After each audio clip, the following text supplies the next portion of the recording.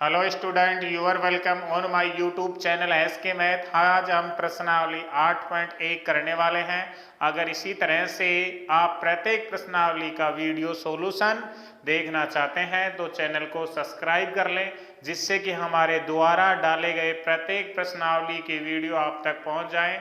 चलिए question start करते हैं। Question number 5। क्वेश्चन नंबर 5 दे रखा है अपना, क्या दिया हुआ है, यदि सेक थीटा बराबर 13/12 हो तो अन्य सभी त्रिकोणमितीय अनुपात याद कीजिए। अन्य सभी त्रिकोणमितीय अनुपात कौन से निकालने हैं? अपने पास में एक तो दे रखा है त्रिकोणमितीय अनुपात। अब कितने बच गए?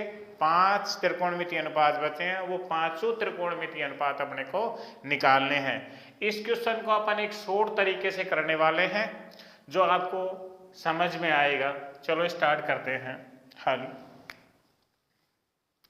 अपने पास दिया हुआ क्या है कि सेक थीटा बराबर 13/12।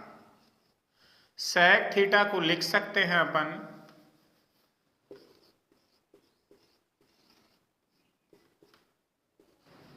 कर्ण बटे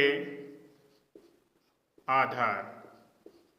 क्या लिख सकते हैं? सेक थीटा को कर्ण बटे आधार लिख सकते हैं। इस क्वेश्चन को मैं पहले स्टार्टिंग में बताया था कि अपन एक नए तरीके से करेंगे जो आपको समझ में आएगा।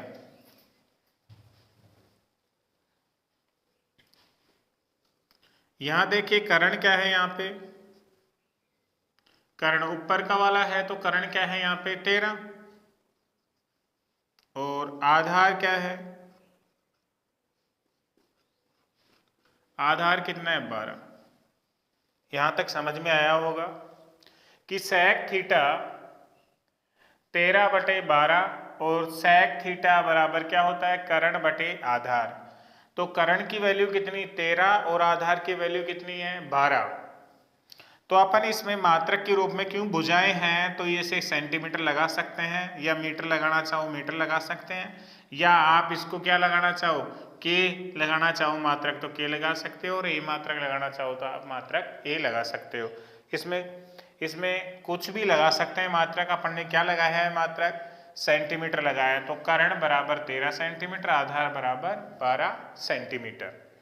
अपने को निकालना क्या है? अब इन कर्ण आधार आ गया तो अपने पास में बचा क्या है? लंब। क्या बचा है? लंब। अपने को निकालना क्या है? लंब निकालना है। तो लंब किससे निकलेगा? अपन एक पाइथागोरस प्रमेय लगाएंगे।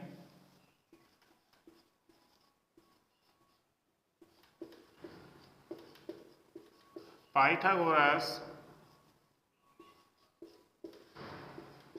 प्रमेय से पाइथागोरस प्रमेय क्या होती है?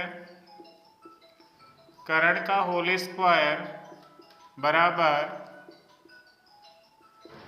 आधार का होल स्क्वायर प्लस लंब का होल स्क्वायर। कर्ण का होल स्क्वायर, कर्ण की वैल्यू कितनी दे रखी है अपने पास में? 13 का होल स्क्वायर। आधार है, आधार कितना दिया हुआ है? 12, तो 12 का होल स्क्वायर। और लंब कितना है अपने पास में? लंब तो अपने को निकालना है, तो लंब ऐसे कैसे? 13 का होल स्क्वायर कितना होता है? 169। 12 कितना होता है? 144 प्लस लंब का होल स्क्वायर। अपन लंब इधर ले आते हैं तो लंब का होल स्क्वायर बराबर कितना? 169 माइनस 144। तो लंब बराबर क्या हो जाएगा अपना? लंब का होल स्क्वायर बराबर हो जाएगा, 9 में से 4 जाएगा तो 5 बचेगा, और 6 में से 4 जाएगा तो 2 बचेगा, 1 में से 1 गया तो 0। तो लंब का होल स्क्वायर बराबर कितना हुआ अपना? 25। यहाँ तक आपको समझ में आया? आगे चलते हैं हम।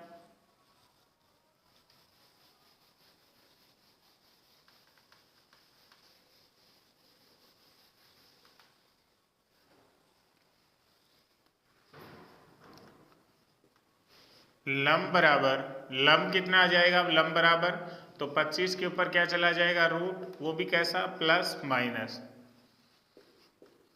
तो लंब बराबर क्या हो गया, प्लस माइनस 25 का रूट कितना आता है 5।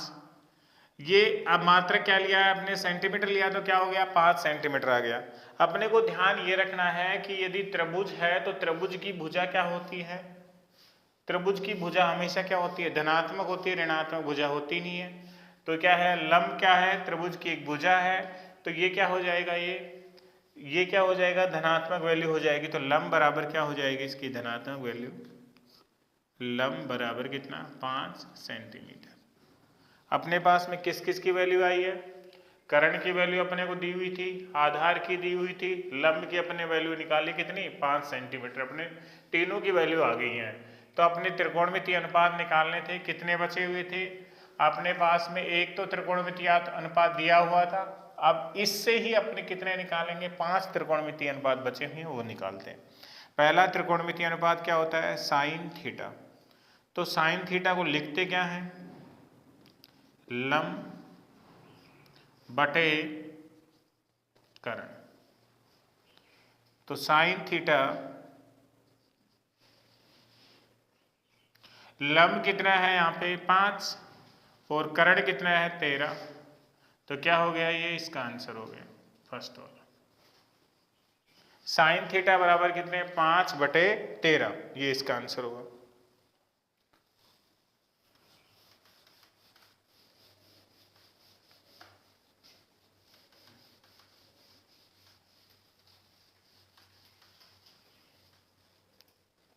अब निकालते हैं कोस थीटा। कोस थीटा क्या होता है, आधार बटे कर्ण। कोस थीटा, आधार देखो, आधार कितना था अपना 12 और कर्ण कितना है 13, तो ये इसका आंसर हो गया। अब इसके बाद में आगे देखते हैं टेन थीटा। टेन थीटा क्या होता है, लंब बटे आधार। एक बार इन वैल्यू को रख देता हूं आपको इधर इस साइड में कि आधार की वैल्यू क्या है। आधार की वैल्यू थी अपने पास में 12 सेंटीमीटर और कर्ण की वैल्यू थी अपने पास में 13 सेंटीमीटर और लंब की अपने वैल्यू निकाली है 5 सेंटीमीटर। यहां तक क्लियर हुआ। अब देखो लंब बटे आधार, तो लंब देखिए आप, टेन थीटा इक्वल, लंब कितना है यहाँ पे 5 है, आधार कितना है 12, तो ये टेन थीटा बराबर कितना हुआ, टेन थीटा बराबर 5 बटे 12। कितने निकाले अपने, साइन निकाला, कोस निकाला और टेन निकाला। अब क्या बचा है, कोट और कोसेक।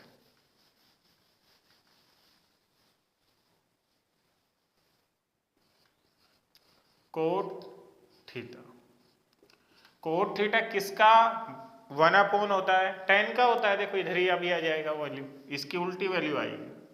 कोट थीटा बराबर क्या होता है, आधार बटे लंब।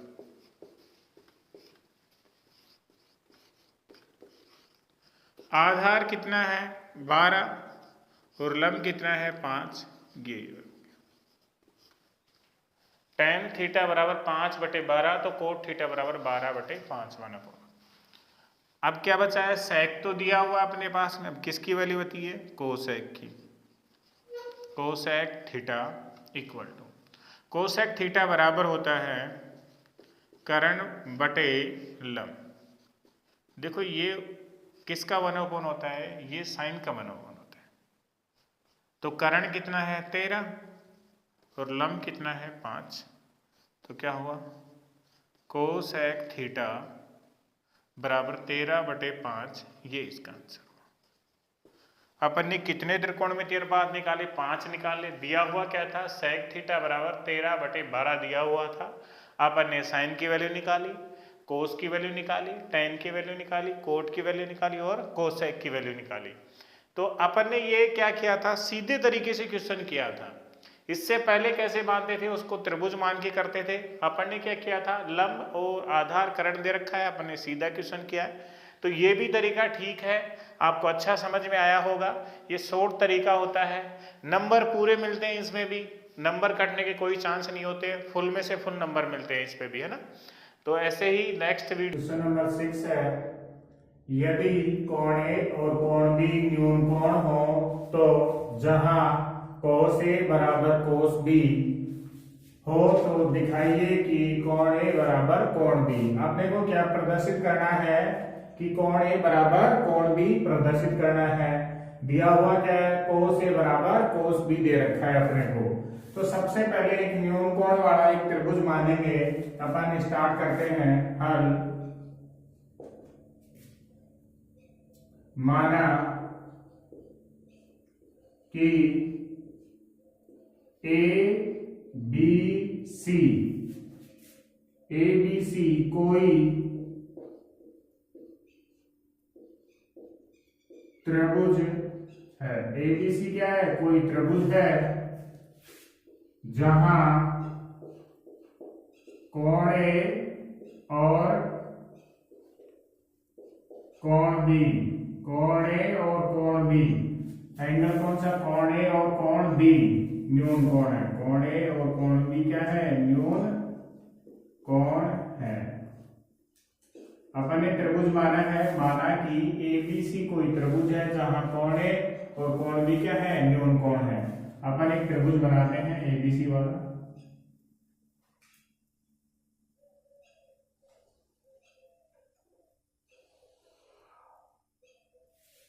इसका नाम ए, ये बी, ये सी, ये न्यून कोण है। क्या है, न्यून कोण। तो कोण ए और कोण बी क्या है, न्यून कोण। तो सी से लंब डालते हैं ए बी के ऊपर। किस पे डालते हैं, ए बी के ऊपर लंब डालते हैं, किससे, सी से। तो वो डी बिंदु पर मिलता है। कहाँ मिलता है, डी बिंदु पर। लंब डाला तो ये 90 डिग्री का कोण हुआ, इधर भी क्या हुआ, 90 डिग्री का। अपने दो त्रिभुज बन गए, एक तो ये वाला और एक इधर वाला। तो इस त्रिभुज का नाम क्या हो गया, ए डी सी, और इस वाले क्या हो गया, बी डी सी। तो इसमें इस त्रिभुज में ये 90 डिग्री का, ये तो कर्ण हो गया, ये क्या हो गया, इसका आधार, क्योंकि ये न्यून कोण है और ये लंब। इसमें इसके 90 डिग्री जस्ट सामने ये कर्ण हुआ, ये थीटा एंगल है इधर वाला बी वाले पर, ये लंब हुआ, और ये नीचे वाला क्या हो गया, आधार हो गया। तो आपने क्या किया, अब सी डी लंब किस पे डाला आपने, ए बी पर। किस पे डाला, ए बी पर। अब सी डी लंब ए बी पर खींचते हैं। अब क्या करते हैं अपन, कि सी डी लंब ए बी पर खींचते हैं। तो अपने पास में लंब खींचा है, तो कौन कौन कौन से बने अपने पास में, ए डी सी किसके बराबर है, कोण बी डी सी कितना है, 90 डिग्री है। कितना है, 90 डिग्री है एंगल। कौन सा एंगल, ये वाला एंगल और ये वाला एंगल। ए डी सी ये वाला एंगल, बी डी सी ये वाला एंगल, दोनों कितने हैं, 90 डिग्री हैं। अपने को दे क्या रखा है, कोस ए बराबर कोस बी दिया हुआ है। तो इसको समीकरण नंबर 1 डालते हैं। दिया क्या रखा है, कोस ए बराबर कोस बी। सबसे पहले इस त्रिभुज को मानेंगे, फिर इसको मानेंगे। क्या नाम है, समकोण त्रिभुज है, तो क्या हो जाएगा, समकोण त्रिभुज ए डी सी में, समकोण त्रिभुज ए डी सी में। तो ए डी सी में ए तो क्या है, न्यून कोण है। तो यदि अपन कोस ए की वैल्यू निकालना चाहें, किसकी, कोस ए की, तो कोस ए बराबर क्या हो जाएगा, कोस ए बराबर होता है आधार बटे कर्ण। इसमें आधार देखो, ये आधार है, ये क्या है, इसका कर्ण है। इसको राइट कर देते हैं हम।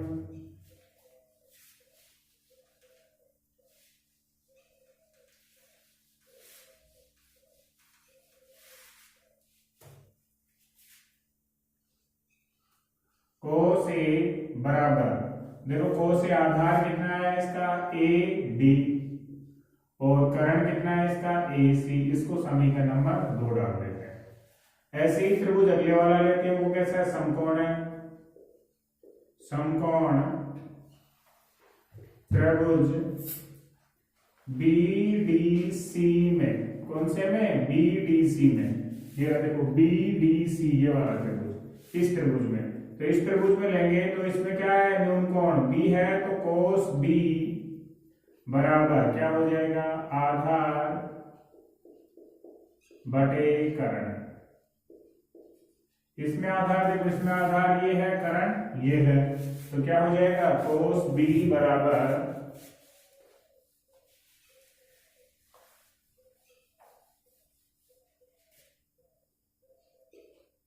कोस बी बराबर आधार क्या है उसका बी डी और करण क्या है उसका बी सी। ये समीकरण नंबर क्या हो जाएगी, 3। अपने पास समीकरण नंबर 1 थी, कोस ए बराबर कोस बी, ये समीकरण नंबर 1 थी। तो इसमें देखो कोस ए और कोस बी की वैल्यू अपन ने निकाली है। कोस ए की वैल्यू कितनी आई है, ए डी बटा ए सी, और कोस बी की वैल्यू क्या आई है, बी डी बटा बी सी आई है। ये दोनों वैल्यू कहाँ रखेंगे, समीकरण नंबर 1 में रखेंगे। तो यहाँ लिखना स्टार्ट करते हैं, समीकरण 1 में समीकरण 2 और समीकरण 3 से मान रखने पर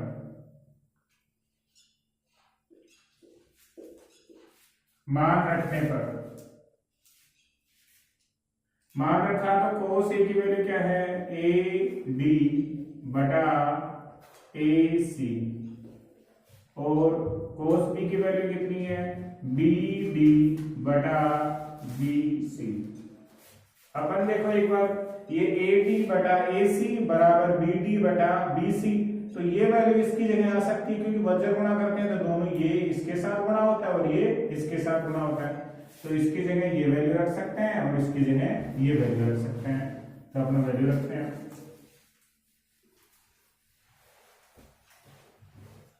क्या हुआ, ए डी बटा क्या हो जाएगा इसकी जगह, बी डी बराबर ए सी बटा बी सी। यहां तक क्लियर हुआ। एक बार अपना आकृति में देखते हैं त्रिभुज वाली में कि ए डी भुजा ये वाली और बी डी देखो ये वाली, तो इस त्रिभुज की और इस त्रिभुज की जो भुजाएं हैं उनमें आपस में क्या हुआ, संबंध हुआ, इसका और इसका। फिर ये भुजा और ये भुजा, तो क्या हो गया, भुजाओं का अनुपात क्या है, दोनों का बराबर है। ये बीच में उभयनिष्ठ भुजा है तो ये क्या हो जाएगी, बराबर हो जाएगी। तो ए डी बटा बी डी बराबर ए सी बटा बी सी बराबर किसके, सी डी बटा सी डी। तो कहने का मतलब क्या है, भुजाओं का अनुपात क्या है, आपस में बराबर है, तो ये दोनों त्रिभुज क्या होंगे, समरूप होंगे। समरूपता की कसौटी है कि यदि भुजाओं का अनुपात आपस में बराबर होता है तो वो दोनों त्रिभुज कैसे होते हैं, समरूप त्रिभुज होते हैं। तो लिख सकते हैं, इसलिए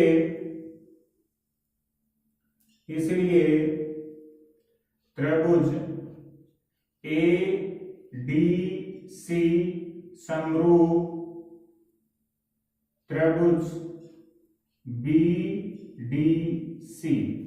देखो ए डी सी ये वाला त्रिभुज और बी डी सी ये वाला त्रिभुज, दोनों क्या है, समरूप। देखो समरूप के लिए लहरदार चिन्ह होता है और सर्वांग सम के लिए इसके डबल लाइन लग जाती है, नीचे क्या लग जाती है, डबल लाइन लग जाती है।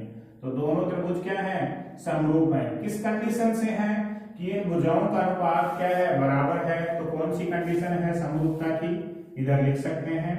भुजाओं को एस से लिखते हैं तो क्या हो जाएगा, एस एस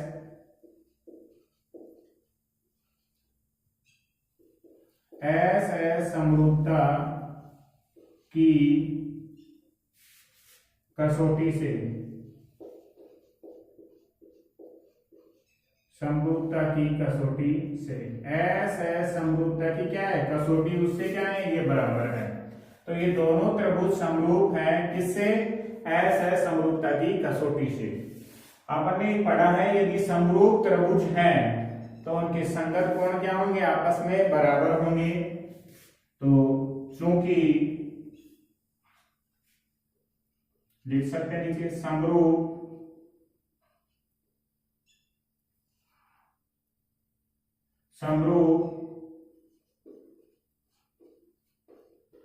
त्रिभुजों के संगत कोण बराबर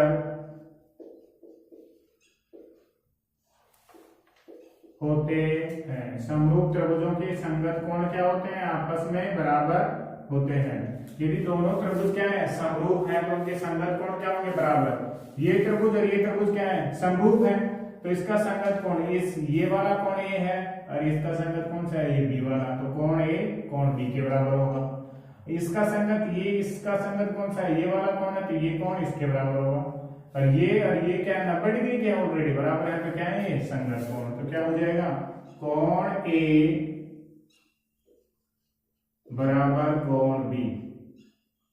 यही अपने को प्रदर्शित करना था, अपने को दिखाना था कि कोण ए बराबर कोण बी। तो अपन ने ये प्रदर्शित किया है, अपना क्वेश्चन कंप्लीट होता है। यदि आपको क्वेश्चन अच्छा लगता है तो वीडियो को ज्यादा से ज्यादा शेयर कीजिए, लाइक कीजिए, सब्सक्राइब कीजिए। Thank you. अगले वीडियो में फिर मिलते हैं।